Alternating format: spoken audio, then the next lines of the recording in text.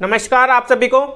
इस वीडियो में मैं आज आपको बताने वाला हूं सिविल प्रोसीजर कोड में सेक्शन 23। जो ये सेक्शन 23 है, यहाँ पर ये एप्लीकेशन की बात कर रहे हैं। अगर केस को ट्रांसफर करवाना है किसी अदर कोर्ट में जहां पर सेवरल कोर्ट्स की जुडिक्शन आ रही हो किसी जुडिक्शन में, ठीक है। मान लीजिए एक किसी एरिया में काफी सारी कोर्ट की जुडिक्शन आ रही हो, तो वहां पर अगर वहां पर 3 से 4 मान लीजिए 3 से 4 की कोर्ट की जुडिक्शन आ रही है, तो वहां पर अगर केस को ट्रांसफर करना है जहां पर प्लेंटिफ ने केस को फाइल किया है, तो उस केस को दूसरी कोर्ट में ट्रांसफर करवाना है किसी अदर जुडिक्शन की कोर्ट में, तो वहां पर एप्लीकेशन को कहां पर लाइक किया जाएगा, कहां पर एप्लीकेशन को फाइल किया जाएगा। सेक्शन 23 यहां पर यह बता रहा है। जो मैंने आपको सेक्शन 15 से लेकर के सेक्शन 22 तक आपको बताया था, जहां पर प्लेस ऑफ स्विंग के बारे में बताया था मैंने, जहां पर जुडिक्शन के बारे में बताया था कि किस कोर्ट में केस फाइल किया जाएगा। जहां पर सेवरल कोर्ट्स की जुडिक्शन आती हो, तो वहां पर किस कोर्ट के पास एप्लीकेशन को फाइल किया जाएगा। लेकिन जो मैंने आपको उसमें बताया था ना कि जिस कोर्ट में केस फाइल किया जा रहा है उस कोर्ट में ही वहीं पर एप्लीकेशन देनी होगी, नहीं, वो मैंने आपको समझाने के लिए कहा था एक एग्जांपल के तौर पर। लेकिन जो सेक्शन 23 है, सेक्शन 23 यहां पर यही बता रहा है कि केस को ट्रांसफर करने के लिए एप्लीकेशन कहां पर लाई होगी, कहां पर फाइल होगी एप्लीकेशन। तो चलिए जानते हैं सेक्शन 23 को।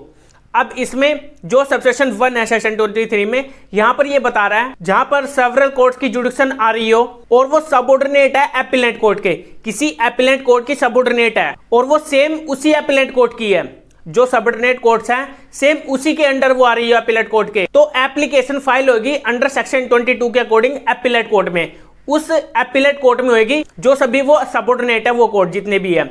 अब मान लीजिए ये डिस्ट्रिक्ट है, इस डिस्ट्रिक्ट में ए बी ये 2 सिविल कोर्ट है और प्लेंटिफ ने केस इस कोर्ट में फाइल किया था बी में, तो फिर यहां पर अगर डिफेंडेंट चाहता है कि सी कोर्ट में फाइल किया जाए, अब ये दोनों कोर्ट इसकी सबऑर्डिनेट है, डिस्ट्रिक्ट कोर्ट की सबऑर्डिनेट है, तो यहां पर डिफेंडेंट चाहता है जो कोर्ट प्लेंटिफ ने फाइल किया था बी कोर्ट में, तो यहां पर ये ट्रांसफर कर दिया जाए सी में। तो जो डिफेंडेंट है वो एप्लीकेशन फाइल करेगा यहां पर डिस्ट्रिक्ट कोर्ट में। अब ये दोनों सबऑर्डिनेट है इस कोर्ट की, इस डिस्ट्रिक्ट कोर्ट की सबऑर्डिनेट सिविल कोर्ट दोनों। अब यहां पर एप्लीकेशन लाई होगी इस एपिलेट कोर्ट में, जो सबसेक्शन 1 यहां पर ये बता रहा है। अब चलते हैं सबसेक्शन 2 में। सबसेक्शन 2 सिंपली यहां पर ये बता रहा है जितनी भी सबऑर्डिनेट कोर्ट है वो सभी आ रही है किसी हाई कोर्ट के अंडर, मतलब कि जितनी भी डिस्ट्रिक्ट कोर्ट है ना वो सभी डिस्ट्रिक्ट कोर्ट हाई कोर्ट के अंदर आती है, ठीक है। तो वहां पर जो अपील जो एप्लीकेशन है, डिफेंडेंट एप्लीकेशन कहां पर फाइल करेगा केस को ट्रांसफर करने के लिए, वो करेगा एपिलेट कोर्ट में। अब मैं इसको भी आपको एक एग्जांपल से समझा देता हूं। ये मान लीजिए Punjab and Haryana high court है और ये पानीपत डिस्ट्रिक्ट कोर्ट है, ये सोनीपत डिस्ट्रिक्ट कोर्ट है, और पानीपत डिस्ट्रिक्ट कोर्ट में प्लेंटिफ ने केस को फाइल किया था, ठीक है, और इसमें जो सिविल कोर्ट थी वहां पर केस फाइल किया था।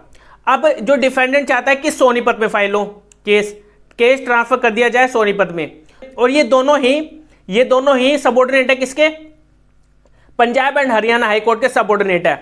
तो यहां पर जो डिफेंडेंट है वो जो एपिलेट कोर्ट बनती है इन दोनों की, ये फाइल करेगा एप्लीकेशन को फिर हाई कोर्ट में, Punjab and Haryana high court में क्या करेगा, एप्लीकेशन को फाइल करेगा ताकि केस को ट्रांसफर कर दिया जाए सोनीपत कोर्ट में, ठीक है, पानीपत से सोनीपत कोर्ट में ट्रांसफर कर दिया जाए। अब आपको क्लियर हो गया होगा जो इसमें सबसेक्शन 2 है यहां पर ये क्या बता रहा है। अब चलते हैं सबसेक्शन 3 में। जो सबसेक्शन 3 है यहां पर सिंपली यही बता रहा है जो कोर्ट है जिसकी जुडिक्शन बन रही है, जहां पर सेवरल कोर्ट की जुडिक्शन बन रही है, तो वो सेवरल कोर्ट्स है ना जो वहां पर वो अलग अलग हाई कोर्ट के अंदर आ रही है। अब मान लीजिए ये Punjab and Haryana high court है और इसके अंदर जो पानीपत कोर्ट है ना, पानीपत कोर्ट के अंदर जुडिक्शन बन रही है किसी कोर्ट की, और ये है मान लीजिए Delhi court, Delhi high court, और इस दिल्ली हाई कोर्ट के अंदर जो है कड़कड़डूमा कोर्ट है।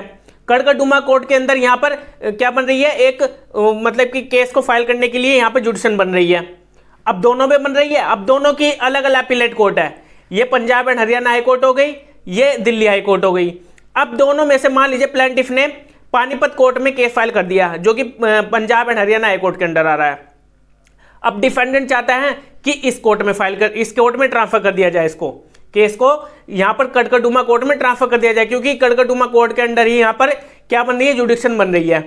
तो यहां पर क्या होगा फिर, ये जो डिफेंडेंट है ये एप्लीकेशन कहां पर फाइल करेगा। अब प्लेंटिफ ने पानीपत कोर्ट में दी थी ना, तो इसकी हाई कोर्ट में, Punjab and Haryana high court में अपील लाई करेगा केस को ट्रांसफर कराने के लिए।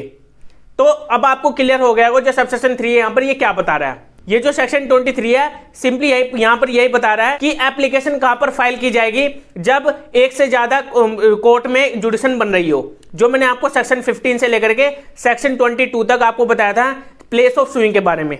इस वीडियो में सिंपली यही तक था। अब हम मिलेंगे अपने नेक्स्ट वीडियो में जिसमें हम जानेंगे सेक्शन 24 को। Okay bye.